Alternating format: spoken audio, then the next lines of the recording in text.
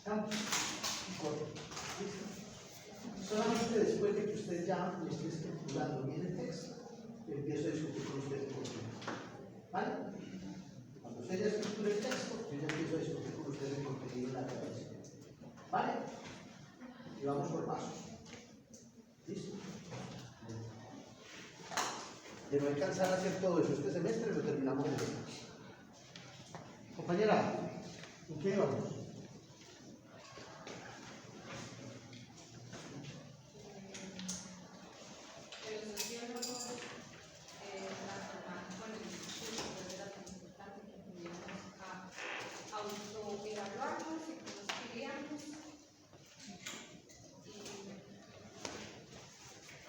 ¿Qué les parece que Hegel, en la semanita antes de morir, no es antes de morir, Hegel dio su última clase, la manera de aproximar, dio su última clase, y llegó y le dijo a la esposa, dijo, hoy, imagínense ustedes, Hegel, el filósofo más importante de Alemania en 1831. Le dijo, hoy por primera vez me he sentido bien en clase. Hoy por primera vez he sentido que le he podido llegar a los límites. Hoy por primera vez me he sentido que lo puedo.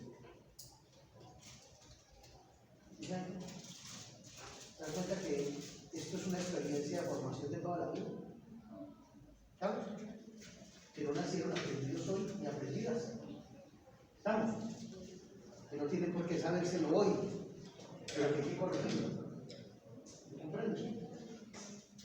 Y va a llegar un momento, Adrián, en que vas a escribir tu columna para el tiempo. Y vas a decir, pues, ¿tienes todo el camino recorrido? ¿Ustedes creen que cuánto hay detrás de un borrador? ¿Cuántos borradores hay detrás de un texto de Durani? ¿Cuántos borradores creen que hay detrás de un texto de Bauman? ¿Cuántos editores hay? ¿Estamos? No nacimos aprendidos en esto. El aprendizaje es una experiencia de formación. ¿Estamos? Es una experiencia de formación que uno narra, que uno tiene que hacer conciencia. Así como hicieron conciencia de que hicieron el proceso. ¿Estamos? Y que nos aprovecho para saber algunas cosas que seguiremos explotando profundamente. El problema es que Hegel no se queda en esta crítica. ¿Quién fue que yo le regalé un marcador? ¿A alguien le regaló un marcador de la buena suerte o no? ¿A nadie de aquí? ¿Cómo no le regalé esos marcadores antes de que viajaran hombres? Hegel, recuerden que Hegel construye un aparataje crítico sobre esto. ¿Estamos? Construye un aparataje crítico sobre esto. ¿Me regalan un marcador de la suerte? Ese marcador es una señal. De aquí en adelante, cuando usted vaya a cruzar una avenida, cuando vaya a ir a Mocoa, cuando vaya a salir por la noche con los amigos, cuando vaya a ir a la montaña, etc., lleve el marcador. ¿Estamos? Eso es un amuleto de la suerte impresionante. Cuando vaya a la primera clase también. Cuando la vaya a dar, todo lo que vaya a hacer. Hegel construye un aparataje crítico frente a la modernidad, fundamentalmente frente a la ciencia moderna y a la filosofía moderna. Muy bien, porque Hegel piensa una cosa, piensa, una respecto al método, dice, el método con base en el cual nos acercamos al mundo no es un método inherente al mundo, a las cosas de las que habla la ciencia. Y la ciencia construye un aparataje aquí para luego ir al mundo. Eso no está bien, dice él. Y dos, construye unas categorías que están pegadas a ese método que para Hegel también distorsionan la verdad. Que son cuáles? La matemática, sobre lo que llamaríamos la ciencia natural. que es la más mal librada en el pensamiento hegeliano, lo que llamamos la ciencia natural o la filosofía de la naturaleza, es decir, Newton. Hegel, ¿y por qué?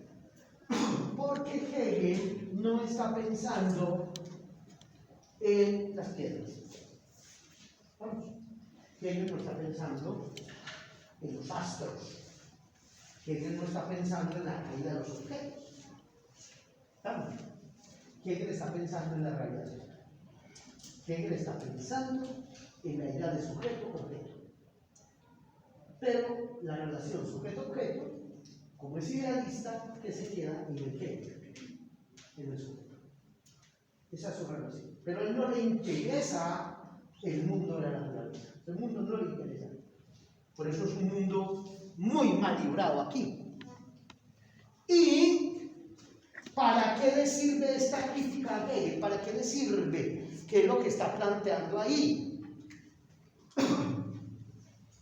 Para explicarle a sus alumnos que uno no construye una pauta a priori para ir al mundo del conocimiento. ¿Se acuerdan de la pauta? La ley de la pauta, párrafo 3.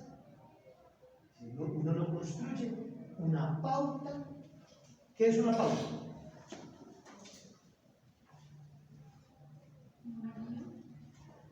Uno construye una pauta a priori, es decir, a priori yo construyo algo aquí para luego ir a dónde.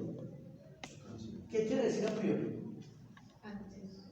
¿Antes de qué? De la experiencia. Antes de la experiencia. ¿Cierto? Antes de la experiencia. ¿Qué significa un juicio sintético a priori? Usted que está hablando tanto de Kant, ¿qué significa? Es un juicio que aporta conocimiento. Pero, ¿por qué es a priori? Porque está antes de la experiencia. Antes de toda experiencia posible. No, él dice, no puedo construir una pauta aquí, una pauta para luego internarme en el qué, en el objeto que voy a conocer. Pero tampoco puedo crear aquí una meta. ¿Estamos? No hay ni una pauta que se pueda crear, ni hay una meta a la que yo pueda a priori decir que voy a llegar. Una pregunta. ¿Sí es sencilla? Bueno, él dice eso desde la persona que va a comenzar a trabajar, ¿no? Él dice eso como una crítica a la modernidad. Bueno, pero, por ejemplo, cuando nosotros a veces utilizamos o recurrimos a métodos, eso se convierten en pautas, pero nosotros sin esa experiencia, sin la experiencia ni siquiera para criticar el método, Sí, claro. llegamos a veces a utilizarlo. Entonces se podría decir que fruto de esa investigación en la cual se aplicó un método en el cual ni siquiera yo tenía un criterio para aplicarlo, tiene una gran probabilidad de que no esté bien hecha. Y ahí viene un tema que veníamos conversando hace 8 días aquí, pero yo creo que usted no está la semana pasada. Y tiene que ver, pero no le estoy recordando el pasado, jamás. La semana pasada estábamos hablando de todo, y de la importancia del método. Ustedes hoy ven métodos cuantitativos y métodos cualitativos. Y uno que ve métodos cuantitativos y cualitativos, ve teoría del método, ve metodologías, ve cómo se hace análisis cuando uno tiene que tomar decisiones sobre una muestra, cuando una categoría es una categoría de análisis o cuando una categoría es una variable, ¿sí ves? Cuando tienes que decidir sobre una población, cuál es el tamaño de la población, cuál es el tamaño de la muestra, ¿sí ves? Cómo se analizan información en investigación cuantitativa y cómo se analiza información en investigación cualitativa, ¿sí ves? ¿Para qué sirve la estadística? ¿Cómo puedo hacer un instrumento? ¿Cómo se hace una entrevista? ¿Sí ves? Eso es lo que uno hace aquí. Pero ahora nunca te dicen que el método a seguir es este. ¿Sí ves? Porque afortunadamente eso parece que lo hemos superado. Entonces, ¿qué hacemos? Construimos el método. Por eso el método, cuando usted va a hacer investigación, usted va a hacer su trabajo de investigación. ¿Quiénes de aquí están viendo investigación? Ninguno. ¿Cuántos? Ninguno.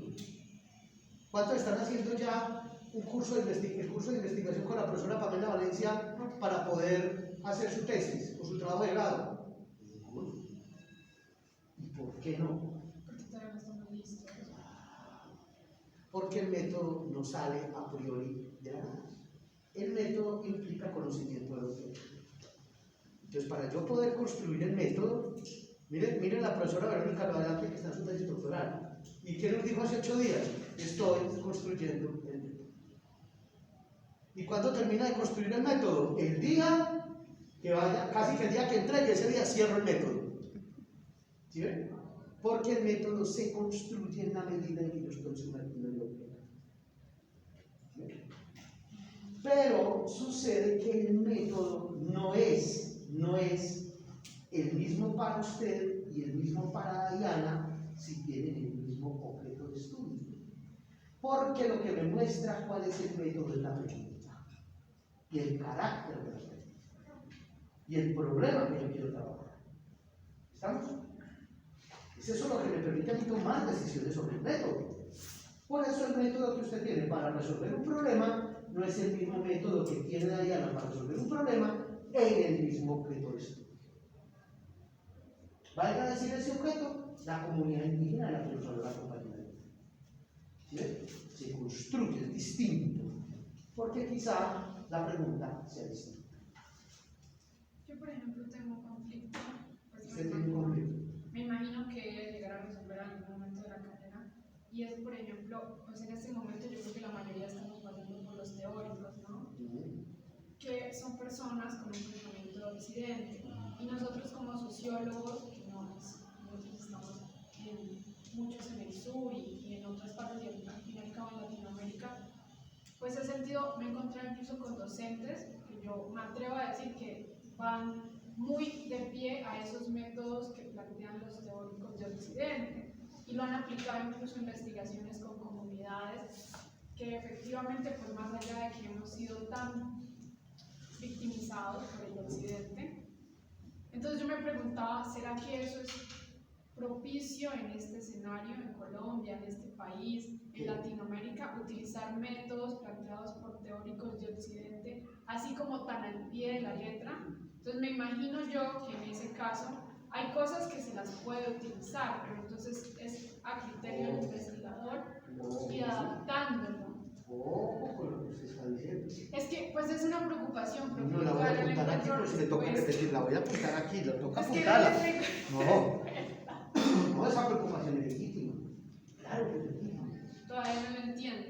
El problema no es del método, el problema es de la perspectiva teórica, epistemológica de nuestro trabajo. ¿Sí? Ese es el problema. No hay métodos de Occidente y métodos del Sur. Vamos a ver. No hay métodos del norte y métodos del sur, eso no los hay. ¿Estamos? Porque si usted quiere hacer una investigación crítica, deconstructiva, que intente mostrar, por ejemplo, la forma y el sentido que tiene el trabajo para las mujeres lideresas de una comunidad negra en algún lugar del país, ¿sí? Y las categorías utilizadas. Usted tiene que apropiarse de ello. ¿Sí? Usted necesita datos, usted necesita un camino que tiene que construir para poder sacar la información, para poder analizar, etc. Pero una cosa es usted pararse para hacer esa investigación, o una cosa es usted pararse en una perspectiva epistemológica evidentemente eurocéntrica, y otra cosa es pararse en De Sousa. Otra cosa es pararse en María Celato. Otra cosa es pararse en Arturo Escobar. ¿Sí? Otra cosa es pararse en teorías de construcción del territorio. ¿Sí? Eso quiere. ¿Dónde estoy parado epistemológicamente para ver el problema? ¿Sí? El método lo construyo. ¿Sí? Lo que sucede es que las categorías, cuando usted se para en una perspectiva epistemológica, esa silla en la que yo me paro, no se ve separar una silla. ¿Sí? ¿Sí o no? Sí, cuando usted me ha visto parado en una silla aquí, lo que le estoy diciendo es desde dónde lo veo. ¿Estamos? Entonces, si usted separa hoy, por ejemplo, la categoría sujeto y en la categoría individuo,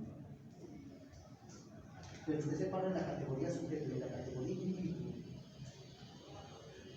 que se narra en el pensamiento de Occidente, el que está en Kant, el que está en el positivismo, el que está en el pospositivismo, entonces ese sujeto y ese individuo tienen una característica, que son identidad, que son abstractos, que no hacen referencia a la carne y al hueso, que no hacen parte de individuos que tienen dolor, ¿sí?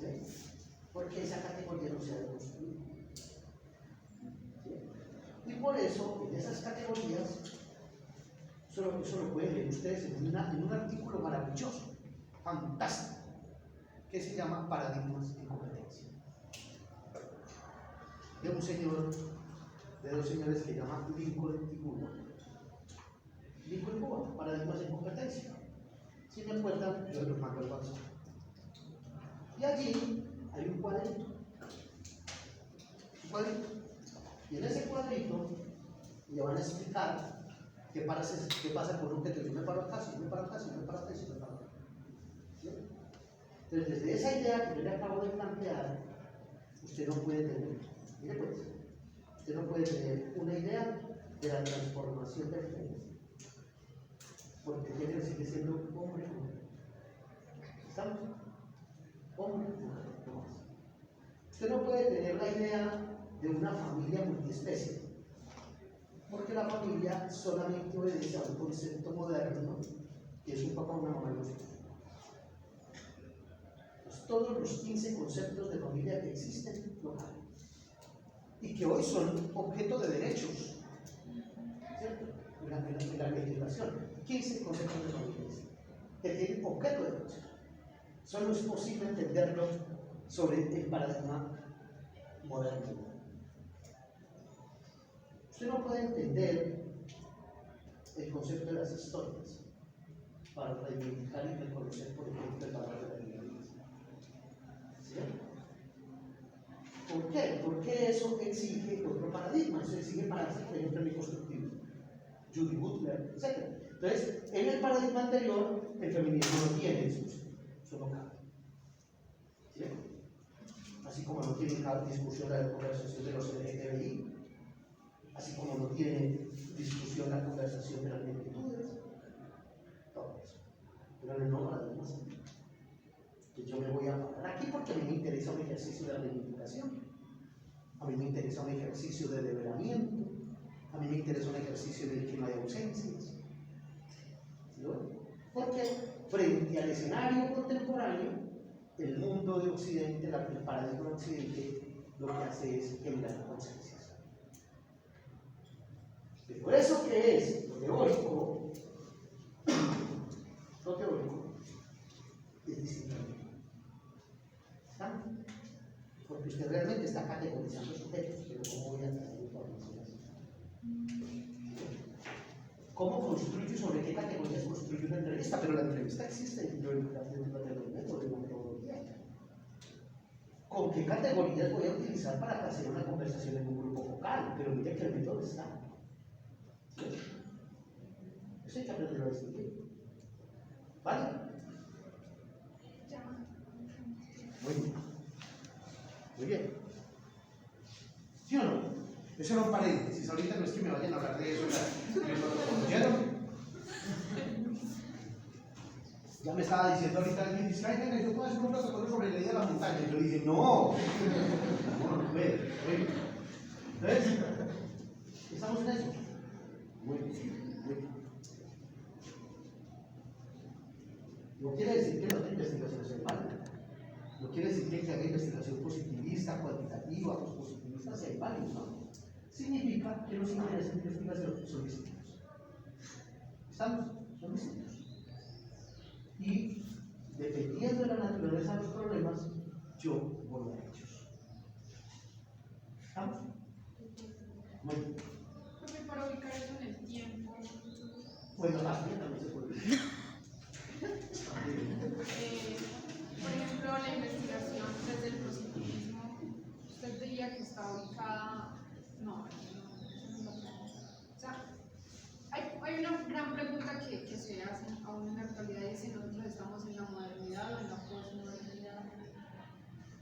Y yo creo que es importante, ¿no? Ubicarse en el tiempo también. ¿No ubicarse?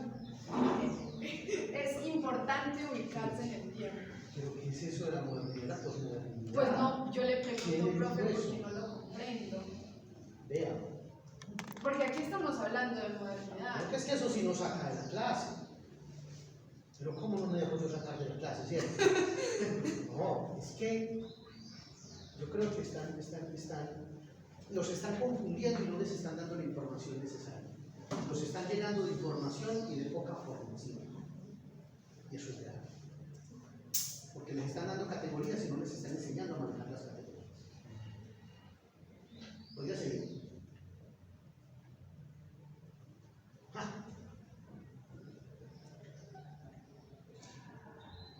Yo creo que hablar de modernidad, posmodernidad, ya no tiene sentido.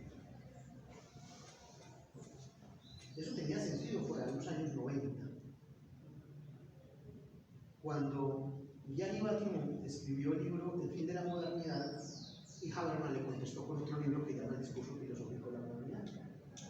Y entonces ya llegó Lyotard y escribió la posmodernidad, una sociedad transparente. Y empezó a hablarse de que la posmodernidad. Yo conocí a una profesora que llamaba la profesora Paula Andrea Valencia, que era mi esposa. Todo el tiempo discutíamos sobre eso. Todo el tiempo.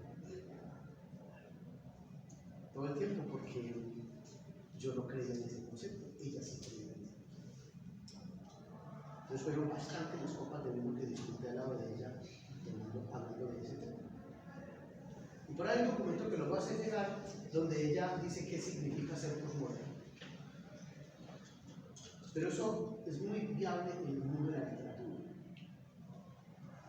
¿Y cómo se entendía la posmodernidad en términos del pensamiento?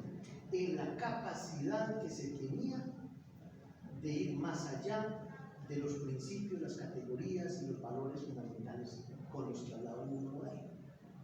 Entonces, la posmodernidad es como un rompimiento, un corte. Estamos en un corte. Entonces, eso es un corte como que dice: de aquí para allá hay modernos y de aquí para allá hay posmodernos. Eso es un error. Eso es un error. Porque es que si usted camina ahorita aquí por el pasillo, o por los pasillos de la central, caminan positivistas. Pero más de uno. Más de uno. Si uno tuviera que hacer un exterminio, una solución final para los positivistas, le digo que se queda sin habitar por en la universidad. Y también encuentra pospositivistas. También los encuentra caminando al mismo tiempo y a veces conversando. Y encuentra críticos. Y encuentra, digamos, muchos desde la perspectiva crítica, entre eso me incluyo yo. Y conversamos con los positivistas, los positivistas. Y encuentra constructivistas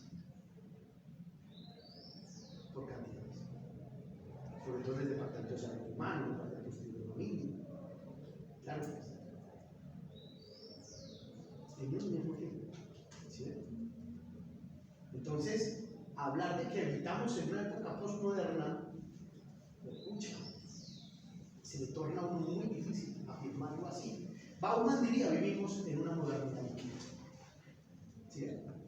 Y miren que los teóricos van, desde los teóricos que viven en esta relación sujeto-objeto, hasta los teóricos en los que la relación sujeto-objeto desaparece. Vamos. ¿Sí ven? Pasos. La crítica, por ejemplo, la crítica a la modernidad de Durkheim, de Durkheim, que es un sociólogo, es una crítica a los principios de la modernidad. Eso no lo hace Durkheim. Pero en literatura sí es más fácil de ahí. Porque esa teoría postmoderna en literatura sí rompe los cánones. Rompe los cánones de la literatura moderna. Lo rompe todo. Rompe la sintaxis. Rompe la estructura de la novela. Rompe la estructura del cuento. Por eso, un autor como Cortázar, el concepto de cronología en Cortázar, por ejemplo, tiene esa característica. Y de otros autores, de Julio, de esos y otros. Pero yo creo que esa es una conclusión que me parece fantástico, pero no se deja atrapar por eso. Ahora, es importante ubicarlo en estudios. Y es importante saber desde dónde estamos hablando. Sí. Claro que sí. Y es importante saber al menos dos cosas. Dos cosas.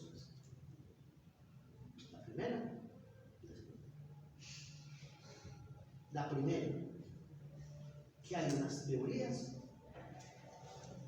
que intentan mostrar niveles de progreso, que son constructivas. Y hay otras teorías que no son de ese tipo, sino que son deconstructivas, son críticas. ¿Estamos? Son críticas. Entonces, eso sí es importante saber.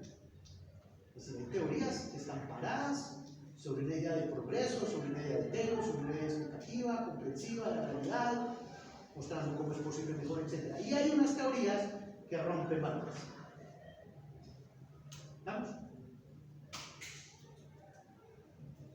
Y unas que son críticas.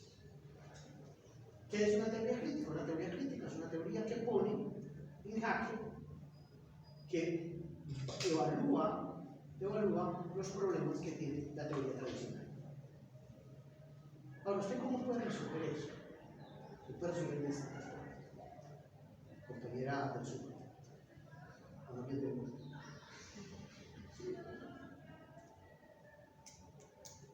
Lo puede resolver leyendo un textico que llama Teoría tradicional versus teoría crítica de Max Horkheim.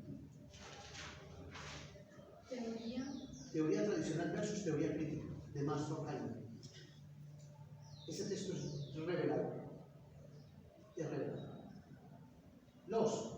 Leyendo las 6, 7, 10 primeras paginitas del Crepúsculo de los ídolos de Nietzsche.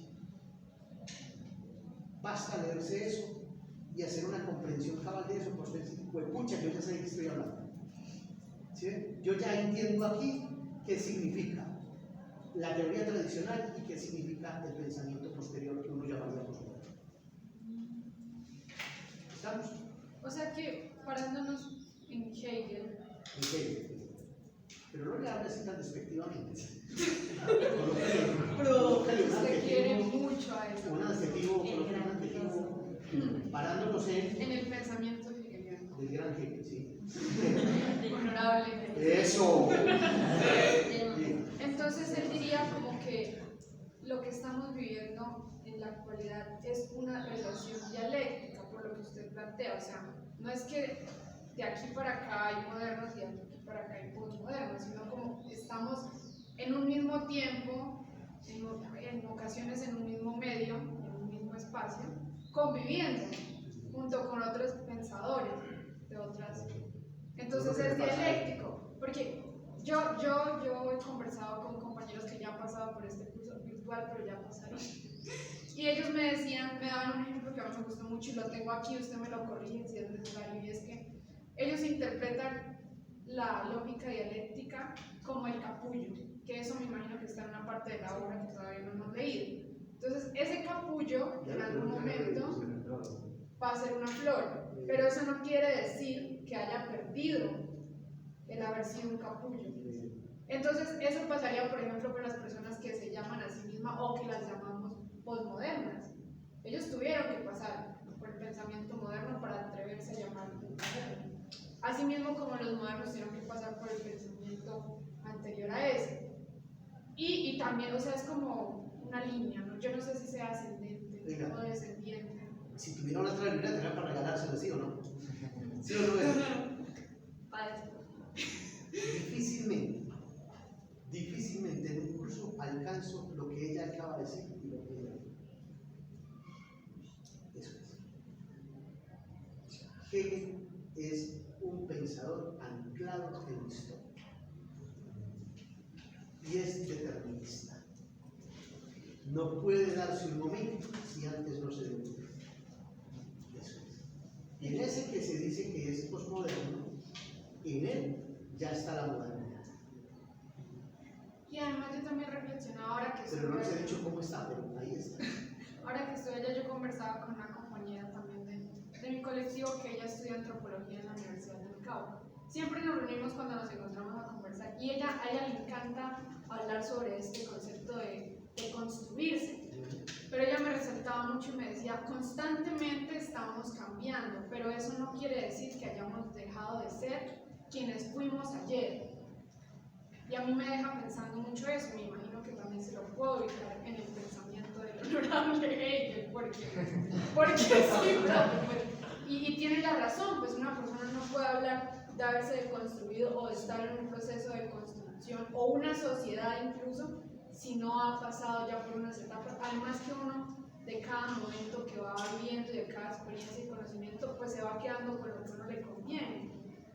Bueno, tampoco me lo empiece a reducir hasta allá. No, pero es cierto que la dialéctica es eso, la dialéctica. La dialéctica es eso. Eso que usted acaba de describir. Es que no hay deconstrucción si no hay pasado. Por eso mismo es que hay siempre una constante contradicción. Claro, es que no he llegado allá porque ese es el punto que necesito llegar en el vértice de ese, pero como ustedes tienen la capacidad enorme de sacarme de la clase y yo la capacidad enorme de salirme de ella. Pero es que es importante.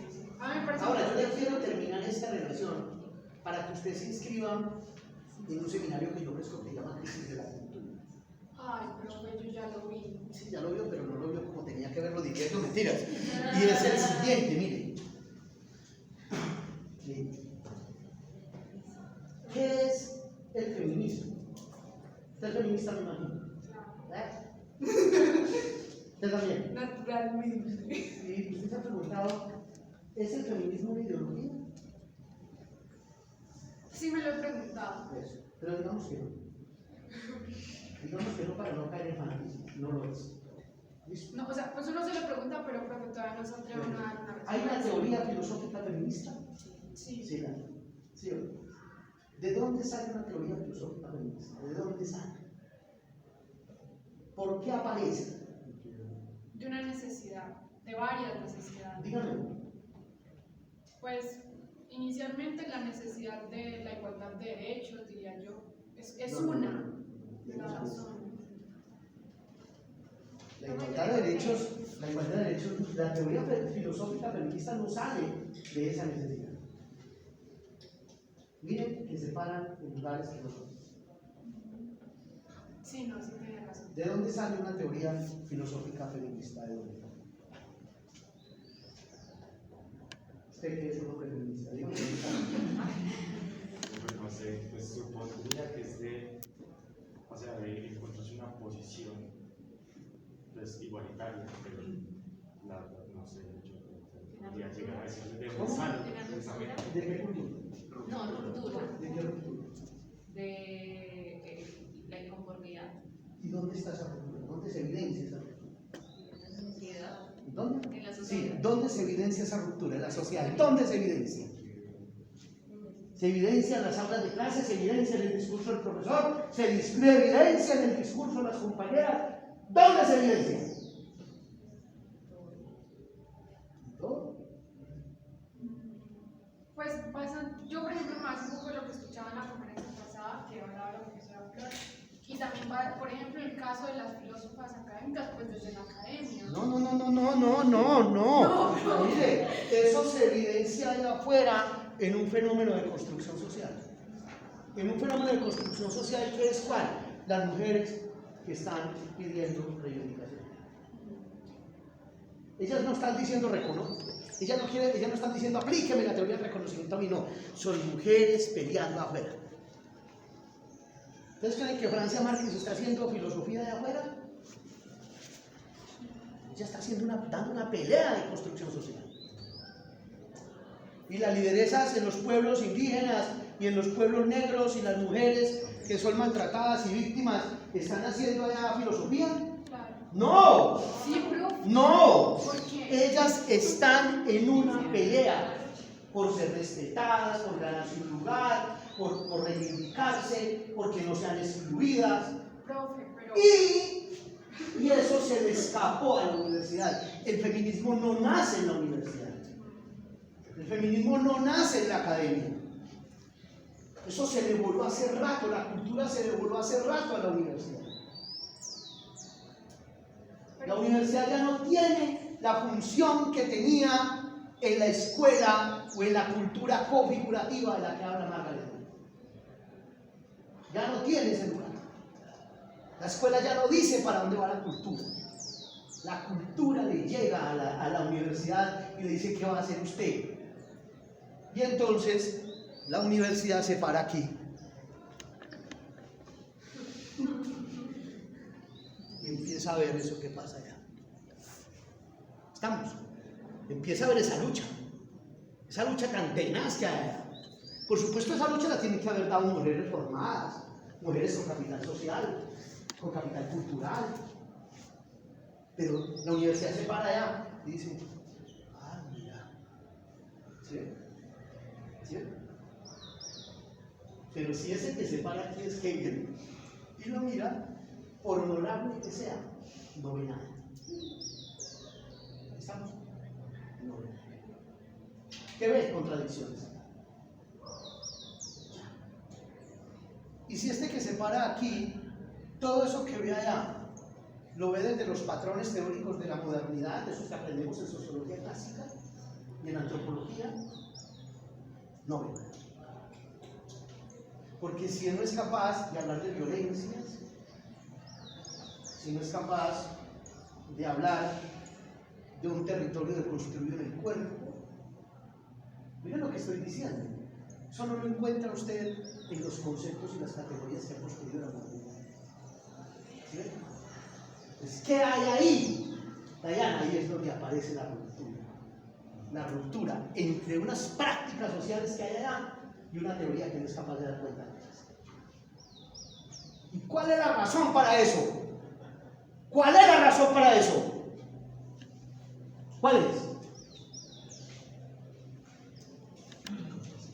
¿Cómo? La razón para eso es que mientras estas prácticas sociales son disruptivas, implican transformación, son transgresoras, esta teoría es instituida. ¿Estamos? Esta teoría es instituida. Y esto empieza a generar una cosa así. ¿Estamos? Esto no hay forma de que esto y esto. Estamos en ataque de verdad, muchachos. Una vez, esto. Cuando el profesor está hablando de una cosa y cuando le está dando un ataque, hombre. Muy bien. Estas dos cosas no se encuentran. Despierten. No se encuentran, no dan. No es posible con estas categorías explicar esto. No es posible. Y eso uno diciendo, pues pucha, ¿cómo meto eso en el concepto de sujeto? Eso no cabe. ¿Y cómo hago para meter, cómo así que hay gente allá afuera haciendo pública su sexualidad? Si es que yo lo que conozco en esto de aquí son hombres y mujeres, pipís y vaginas. ¿Cómo así que hay unos allá afuera diciendo que son trans, que son gays, que son esto, LGTB y todo lo que quiero estoy para adelante, que no sé qué usted letras? ¿Cómo así? Y esta teoría es así, la teoría es a reventarse y la ortodoxia a reventarse y las prácticas sociales jalonando. ¿Estamos? Y aquí hay un concepto de violencia y aquí hay unas violencias. ¿Estamos? Y aquí hay una violencia que tiene que ver con las armas, que tiene que ver con todo eso, y aquí hay unas violencias de género. ¿Sí ven? ¿Sí ven? Entonces esta teoría está haciendo así, y la realidad social diciéndole, explíquenme. Entonces, la universidad vuelve y mira. La academia vuelve y mira y dice, no me sirve. No me sirven mis conceptos, no me sirven para ir. ¿Y qué hace? Se exige a sí misma un análisis creativo. Se exige a sí misma reconocer que el lenguaje que ha utilizado tradicionalmente no le alcanza. No le alcanza. que el lenguaje que ha utilizado tradicionalmente la forma de categorización se queda corta para dar cuenta de las prácticas sociales que lo están valorando. Y tiene que venir a revisarse.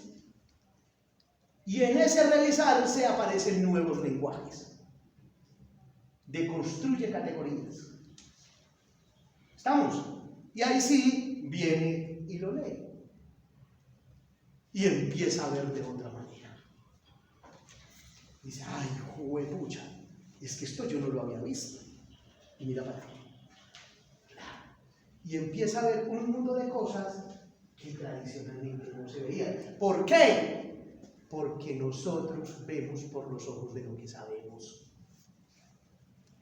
¿Estamos?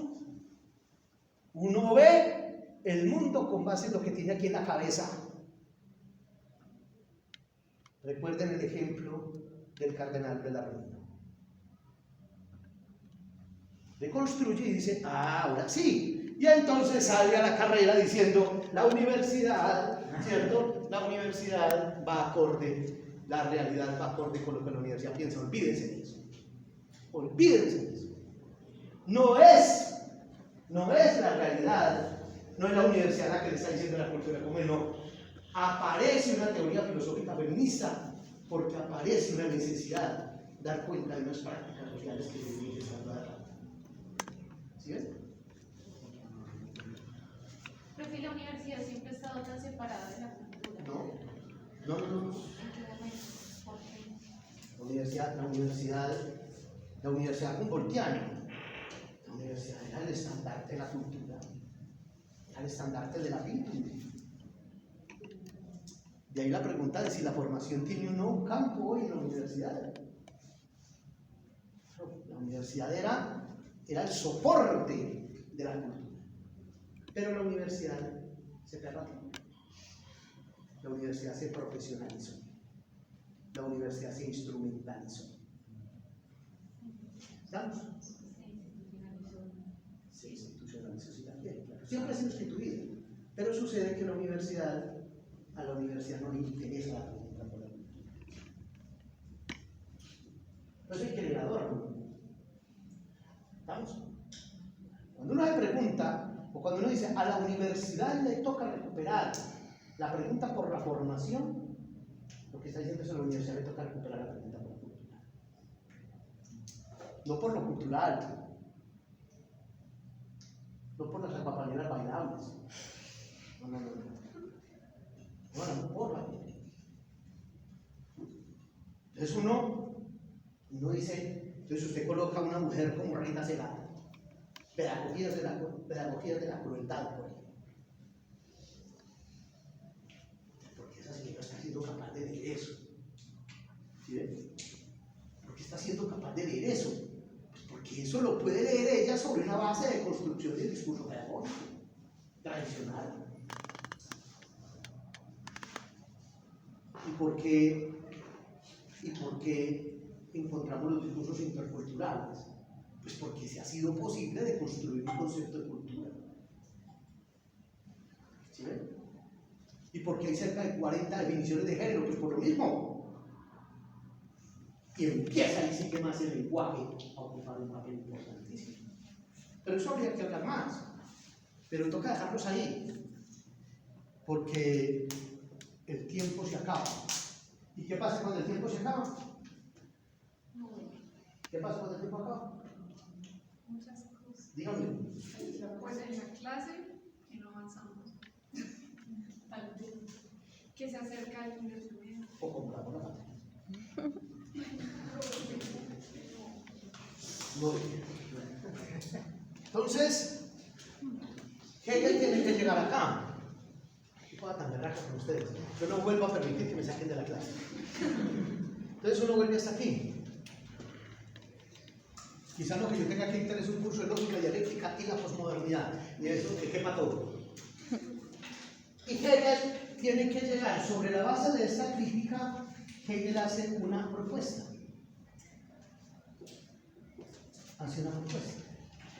Y esa propuesta se construye a partir de la crítica.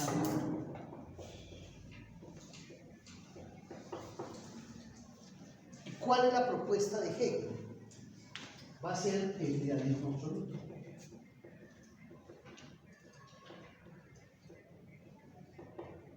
El idealismo absoluto. ¿Qué resulta de la unión entre el idealismo subjetivo, yo igual yo de Fichte, y el idealismo objetivo, yo igual naturaleza de Schelling? Que a la vez resulta de una división del idealismo trascendental de Kant. ¿Estamos? Digan no. Porque si ustedes me dicen sí, no han aprendido nada. Dígame, Nicolás. No, es que, o sea, No, apenas voy a explicar. No empieces a elaborar nada que apenas voy a explicar. ahí el subjetivo y el objetivo juntos sería el trascendental. No, cambien aquí. Kant es idealismo trascendental. Sí. Porque si ustedes que ya están viendo Kant y están leyendo Kant, ¿por qué Kant es idealismo trascendental? Pues me lo estoy dando. ¿Ah? Tarea. Averiguar por qué Kant es idealismo trascendental. Esta no vaya a ir a matar al profesor Campos, es una pregunta. ¿Listo? Muy bien. Y Kant da para dos autores. Uno que es Schelling, que ya les dije hace 8 días, tenía una edad menor que la de Hegel, y Fichte, que había heredado la cátedra de Kant en 1804. Y ambos inauguran dos sistemas de idealismo. Miren que este idealismo subjetivo se queda en el sujeto. Yo igual yo. Y esto es lo que llamamos la identidad. ¿Sí ven? La identidad, ¿qué es? El yo, que es igual a sí mismo. ¿Estamos? Principio de identidad de la lógica formal. ¿Estamos? De eso que vino en el razonamiento lógico y que hablamos en la primera y segunda clase. ¿Cuáles son los 3 principios de la lógica? Principio de no contradicción y principio de procesos sujetos. Los 3. Y lo dijo cortico. ¿Sí lo vieron? Los 3 principios. Muy bien, digan. Excelente. Principio de identidad, una cosa es igual a sí misma. Y en el otro es yo igual a naturaleza. Esto es diferencia. Una cosa no puede ser igual a la otra, es diferente de la otra. Y Hegel va a reconciliar estas dos cosas por considerarlas unilaterales. Para Hegel, toda esta discusión sobre la verdad apenas me da una idea parcial de la misma. ¿Estamos? Me da una idea parcial de la misma. Hegel dice, yo aplico todo esto que ha hecho la modernidad y nunca estoy en posesión de la verdad tal cual es. Tengo apenas una idea, ¿qué? Parcial de la verdad. Y una idea parcial de la verdad es una... Lo discutimos la semana pasada. Es una falsa verdad. Porque ¿cómo le parece que hace 8 días empezamos a hablar de las falsas verdades? Pero usted estaba loco. Entonces, es una verdad media, es una falsa verdad. Y Hegel dice, ¿cómo hago para tener una verdad de verdad? O sea, una verdad que no sea parcial.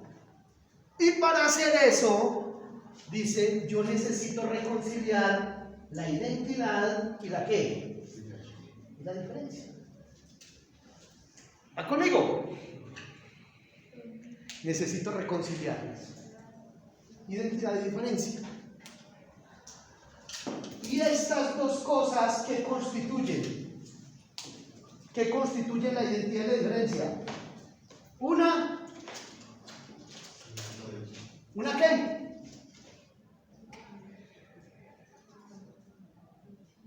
Una contradicción. Unir estas dos cosas es unir una qué? Una contradicción. ¿Y qué dice la lógica formal? Que esto no qué. Lo dijo usted, Dylan, diga lo mismo. ¿Qué cosa, profe? Que la lógica formal me va a decir que esta reconciliación que hace Hegel de una contradicción no es qué. Sí, perdido. ¿Qué es? ¿Qué me dice la lógica formal? Es incongruente porque precisamente está en contradicción.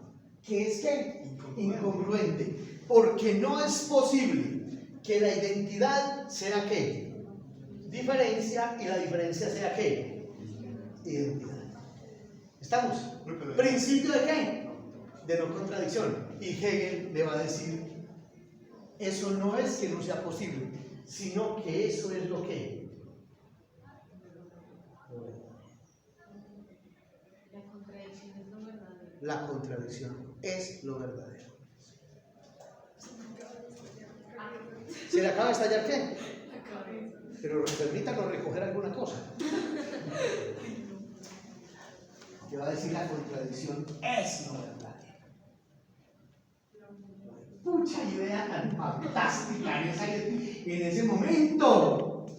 La contradicción es lo verdadero. La pregunta es ¿cuál? No. La pregunta es ¿por qué?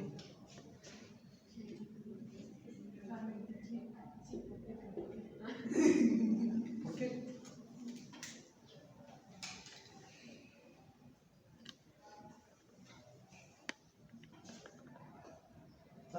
¿Por qué?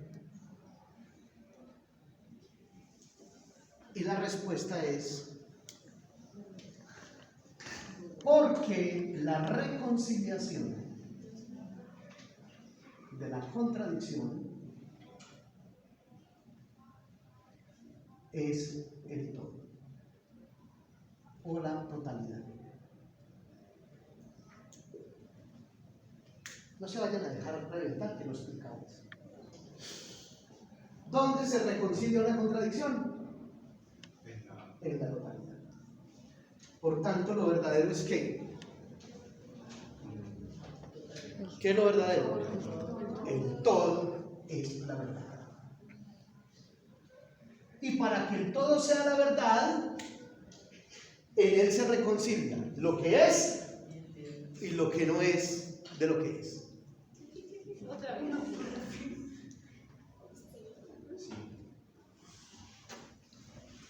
Váyanse, mi querida Luna, compañera Dana, no para la montaña, váyanse a esa clase de filosofía que les dio un día a un profesor en 11, que era licenciado en educación física y que había contratado para dar biología, ¿cierto? Y que por esas cosas de la vida sobre una hora de filosofía y eso coste. Y él fue y buscó la relación entre ser y no ser. ¿Esto es una qué? Esto es una contradicción. ¿Qué me dice la lógica formal? Que esto es, y si esto es, esto no es qué. No es posible. ¿Estamos? Muy bien. Hegel me va a decir, la unión de estas dos cosas es lo que. ¿Estamos? Pucha, y uno empieza a hacer como una cosa en la cabeza y como esas dos cosas son lo verdadero. Y entonces uno tiene que entender que no es que estas dos cosas vayan por separado, por allá va el ser y por acá va el no ser. ¿Estamos? Que uno dice, ay, mira, allá va el ser y mira, allá va el no ser, no así, no son dos entidades aparte. Como una en sí misma es ser y es no ser. Como una en sí misma es ser y es no ser. Y estas dos cosas son ¿qué? El todo. Y ese todo es esto. Y se refleja en el concepto. ¿Qué es lo más importante para Hegel? El concepto. Porque el concepto refleja ¿qué? El todo. Pero no he explicado nada. No se vayan a estresar. Ahorita no digan, me voy a reventar, estoy mareada, estoy mareado, ¿cierto? No vayan a hacer eso, porque lo que estamos diciendo es esto, miren. El ser es idéntico a sí mismo, ¿sí o no? ¿Sí o no? Sí. ¿Y es diferente de quién?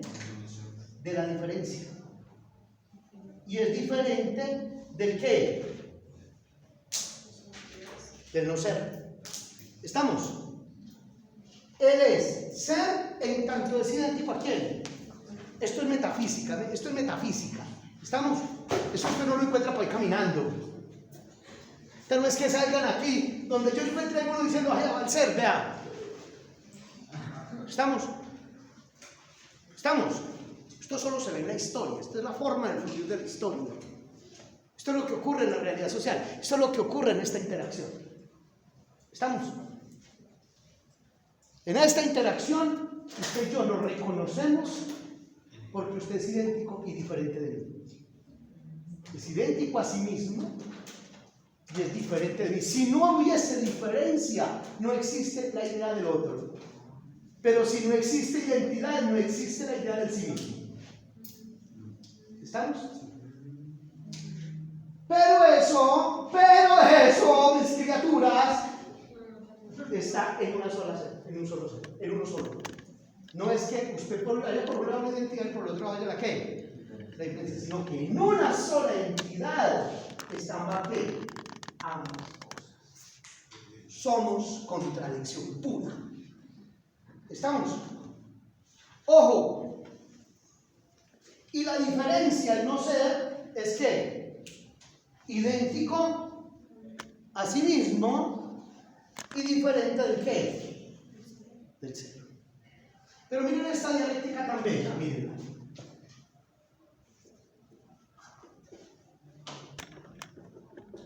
Miren acá. ¿Ustedes creen que esas dos cosas son distintas?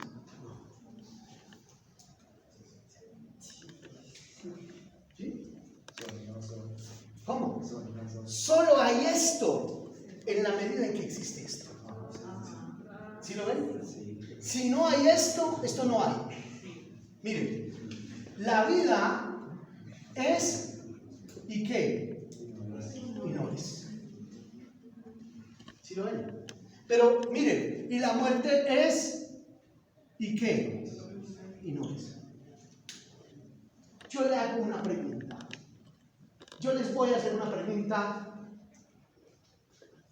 Pero, faltan 20 para las 5. 20 para las 5, ¿cuántas décimas les vamos a dar por esta pregunta? 20 décimas. No, Erico, pero por Dios. Pero por Dios. ¿Cómo que 20 décimas? ¿Ustedes que hablan sobre intuiciones o qué? Van a dar 2 unidades aquí como, ¿cuántas vamos a dar? 8. 5 décimas. 5 décimas en el parcial.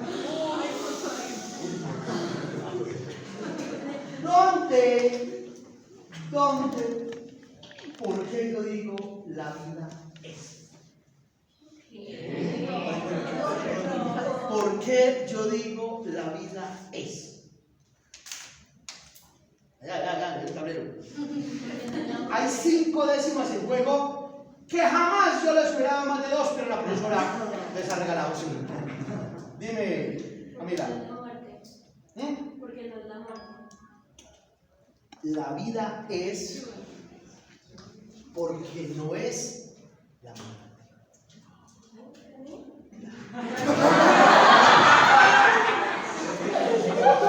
Y eso, bien cabida, apúntelas ahí. Pues como esto es compra de orquesta, como le ocurre. Oiga bien, como esto es ese concurso de guerreros, no señora. Ojo, la vida es porque no es que La muerte. la muerte. O sea, porque la vida tiene límite. Porque la vida es finita. Porque la vida eterna no es vida. Porque carece de muerte. Porque carece de la vida. ¿Vamos?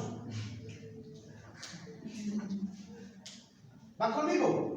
¿Qué es lo que hace que la vida sea, en tanto no es muerte, que la vida es limitada? Es decir, que existe el concepto de ¿qué?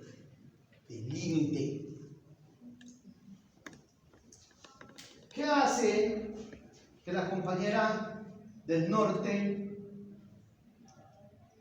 sea ella diferente de mí? ¿Que ella es mujer y yo soy hombre? ¿Que ella es delgada, esbelta y yo soy un poquito gordito?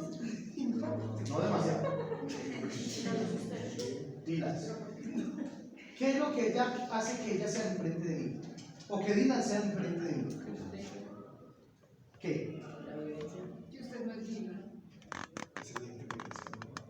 Que yo no soy Dylan. Pero ¿por qué? Sí, pero ¿por qué? Porque eso no. Porque Dylan es idéntico a sí mismo. No, pero ¿por qué? No, ¿cuál es la razón para que sea idéntico a sí mismo y no sea hablando? ¿Por qué? Tiene límite. Porque Dylan solo se puede diferenciar de lo otro en tanto Dylan es un Dylan determinado. Si Dylan no fuera un Dylan determinado, fuera un Dylan infinito o indeterminado, no quisiéramos eso, pero si Dylan fuera un Dylan infinito, un Dylan no infinito, no indeterminado, sería lo único que necesita. No habría límite. ¿Y cómo sabemos que en este caso Dylan tiene límite? No es lo único. Usted lo puede determinar, usted lo puede medir, lo puede cualificar. Si usted lo cuantifica y lo cualifica es porque lo puede medir. Y si lo puede medir es porque es determinado. ¿Y qué ocurre con el ser? Más allá del ente, que es donde está el límite. No, es que este ser, es que primero Hegel no hace esa distinción. Hegel no la hace. Eso es una distinción heideggeriana. Y es una distinción fenomenológica. Entonces usted no me la puede meter acá. Estamos porque usted se me para en una categoría distinta y así no se puede. ¿Vale? Hegel no está diferenciando entre ser y ente. ¿Vale? Muy bien. Ojo.